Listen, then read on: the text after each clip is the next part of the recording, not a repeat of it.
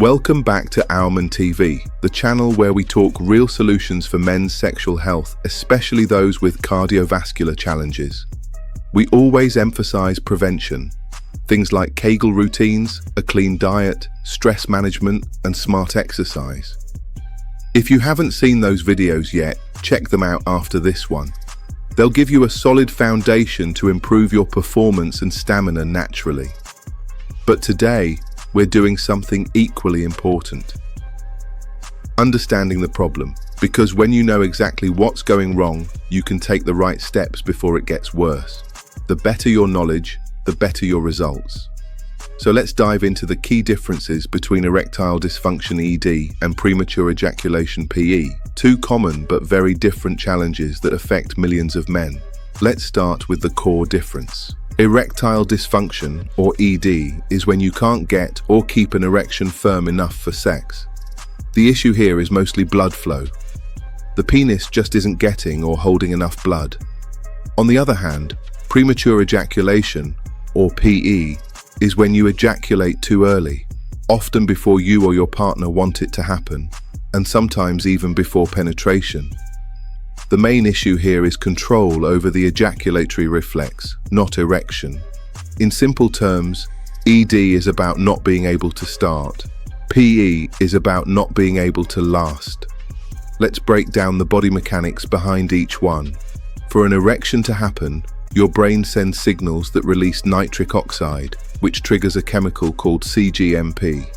This relaxes the blood vessels in your penis, allowing blood to rush in. If anything blocks that process, like damaged blood vessels, low testosterone, or nerve issues, ED happens. Now with PE, the mechanics are different.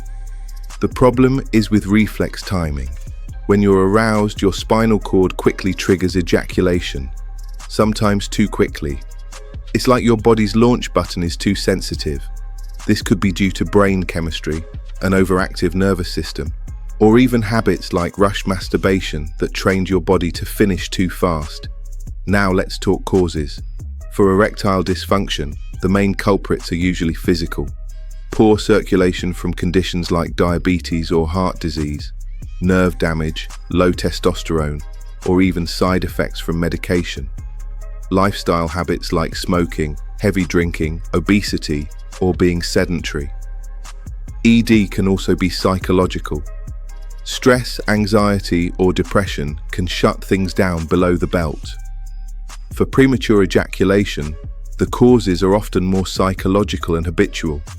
Performance anxiety or fear of disappointing a partner, stress or guilt about sex. Some men may also have an oversensitive penis or differences in brain chemicals like serotonin, and let's not forget habitual causes.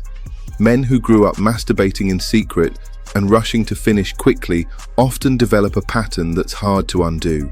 Both ED and PE affect more than just your body. They hit your confidence. ED can leave you feeling embarrassed or even ashamed. You might start avoiding intimacy altogether just to avoid failure.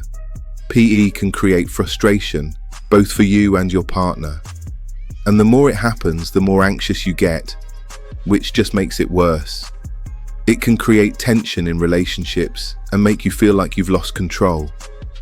The key takeaway: these aren't just bedroom problems. They affect your mood, your mental health, and your sense of identity. Now here's a twist.